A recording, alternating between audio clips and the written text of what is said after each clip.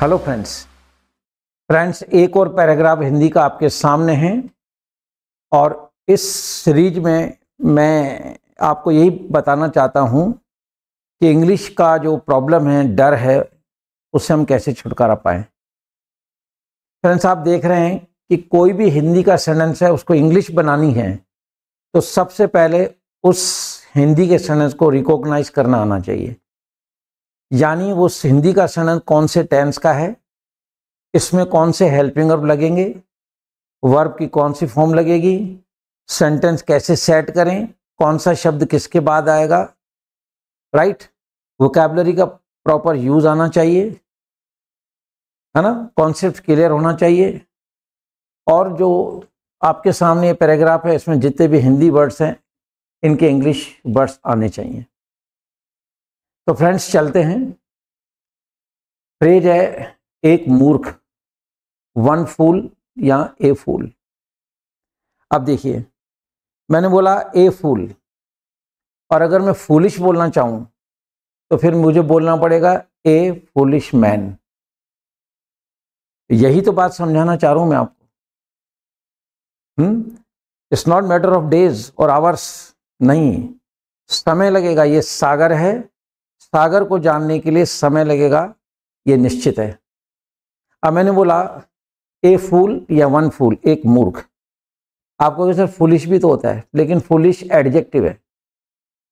अगर foolish word use करोगे तो आपको लगाना पड़ेगा ए फुलिश मैन। अब देखिए, स्टार्टिंग की मतलब ये कैसे हो गई कि आपको नॉलेज में होना चाहिए फूल क्या है, फुलिश क्या है। फुलिशली भी होता है, वो क्या है। तो जब तक हमें प्रॉपर यूज पता नहीं है वोकैबुलरी का, it is not possible to be fluent और not possible to draft anything up to the mark. तो चलते हैं। ए फूल, एक मूर्ख ने कभी रेलगाड़ी न देखी थी। E+3 आ रहा है, पास्ट परफेक्ट टेंस है, हेड लगेगा, थर्ड फॉर्म लगेगी, क्विक आना चाहिए माइंड के अंदर। और ये कब होगा? जब आपका सेंटेंस कंस्ट्रक्शन स्ट्रांग होगा और आप एक लंबी प्रैक्टिस करेंगे। Practice makes a man perfect incorrect है, perfect practice makes a man perfect. तो सुनिए, एक मूर्ख ने कभी रेलगाड़ी ना देखी थी। वन फूल या foolish man had never seen any train. उसने किसी से पूछा, पास्ट सिंपल टेंस है। ही आस्क्ड समवन, उसने किसी से पूछा रेलगाड़ी कैसी होती है। फ्रेंड्स, ये आ रहा है, लेकिन ये प्रेजेंट इंडेफिनिट टेंस का सेंटेंस नहीं है। मेरा जो एक टॉपिक है जिसको मैंने नाम दे रखा है सेंटेंस में विदाउट टेंस, उसमें जाएगा। रेलगाड़ी कैसी होती है, अब इसको प्रेजेंट में भी ला सकते हैं आप। एक तो ऐसे, व्हाट इज ट्रेन, मतलब रेलगाड़ी क्या चीज है, तो what is train without tense में चला गया। और अगर शब्दों का पीछा करें, रेलगाड़ी कैसी होती है, हाउ द ट्रेन लुक्स। रेलगाड़ी कैसी होती है, मतलब किस तरह दिखती है वो। व्यक्ति ने बताया कि इसका रंग काला होता है और उसके मुंह से धुआं निकलता है। The man told, the man told it is black in colour. Train की बात चल रही है, इट आया ट्रेन के लिए। It is black in colour, ताहे आ रहा है, विदाउट टेंस में जाएगा क्योंकि इसमें वर्ब नहीं है। व्यक्ति ने बताया इसका रंग काला होता है। The man told it is black in colour, और उसके मुंह से धुआं निकलता है, ये प्रेजेंट इंडेफिनिट टेंस है। And it emits smoke out of its mouth, इसके मुंह से धुआं निकलता है। एक दिन मूर्ख व्यक्ति स्टेशन पर गया। सिंपल सेंटेंस है, पास्ट इंडेफिनिट टेंस का, डिड नहीं, second form. One day the foolish man went to the station, right. उस समय वहां कोई रेलगाड़ी नहीं थी, काम नहीं हो रहा है, विदाउट टेंस में जाएंगे। At that time there was no train, उस समय वहां कोई रेलगाड़ी नहीं थी। उसने वहां एक व्यक्ति को देखा जो काले वस्त्र में था। ही सॉ अ मैन, या देयर शुरू में लगा दो, लास्ट में भी लगा सकते हो।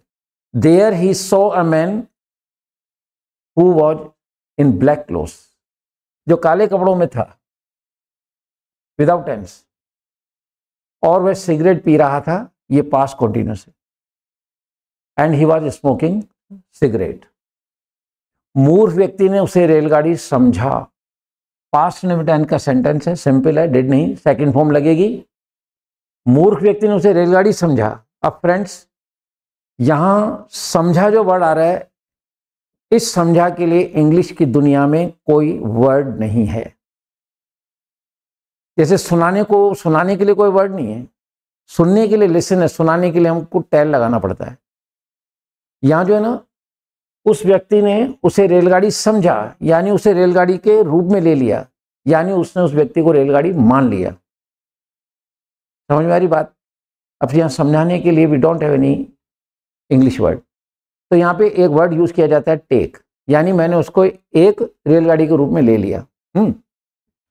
मूर्ख व्यक्ति ने उसे रेलगाड़ी समझा। The foolish man took him a train, और झट छलांग लगाकर उसके कंधे पर चढ़ गया। एंड जंपिंग क्विकली ही क्लाइम्ड अप हिज शोल्डर्स, उसके कंधे पे चढ़ गया। व्यक्ति तो मूर्ख था ही। The man was foolish, no doubt, इसमें कोई शक नहीं है कि वो आदमी को ट्रेन समझ के उससे कंधे पे चढ़ गया। व्यक्ति तो मूर्ख था ही। The man, no doubt the man was foolish, परंतु समझाने वाला व्यक्ति भी परिपक्व नहीं था। But the man who explained, उसने ट्रेन को एक्सप्लेन किया कि काले रंग की होती है, धुआं निकलता है। But the man who explained he himself was not mature, वो खुद भी मैच्योर नहीं था, क्योंकि समझाने वाला भी तो मैच्योर होना चाहिए। इससे यह साबित होता है कि हम जो कुछ भी बोलें वह नपातुला होना चाहिए।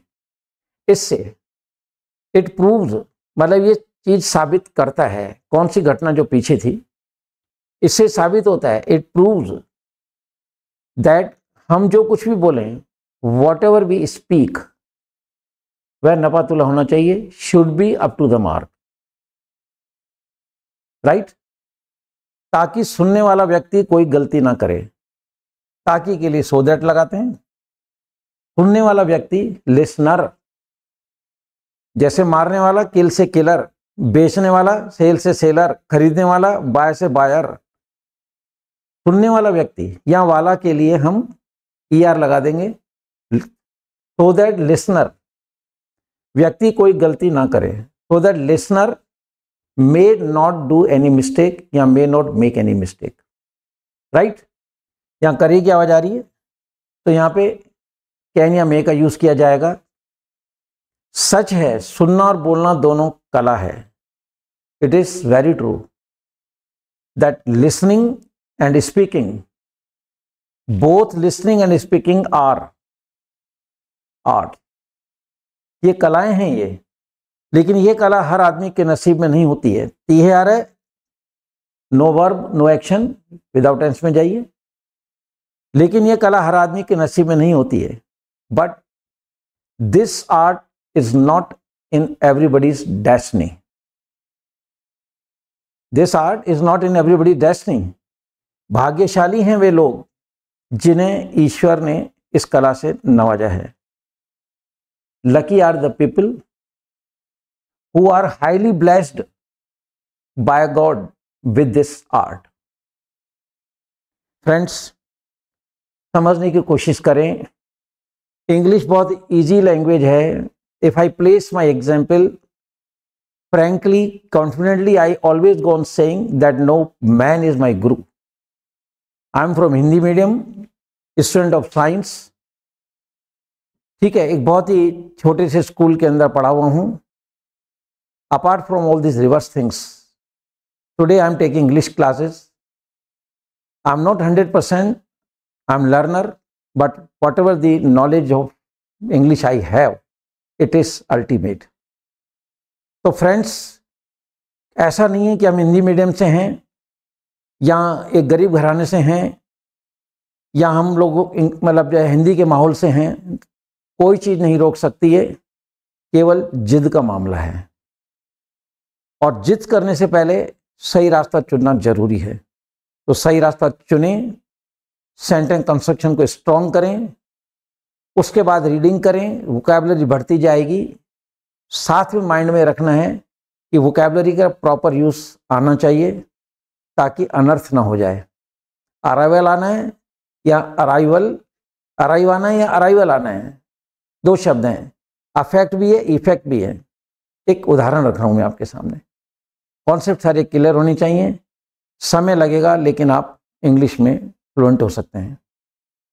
तो फ्रेंड्स, शुरू कीजिए अपनी यात्रा और ख़त्म कीजिए इंग्लिश का डर। डाउनलोड करें इंग्लिश वाले सरदार जी ऐप और सीखें इंग्लिश।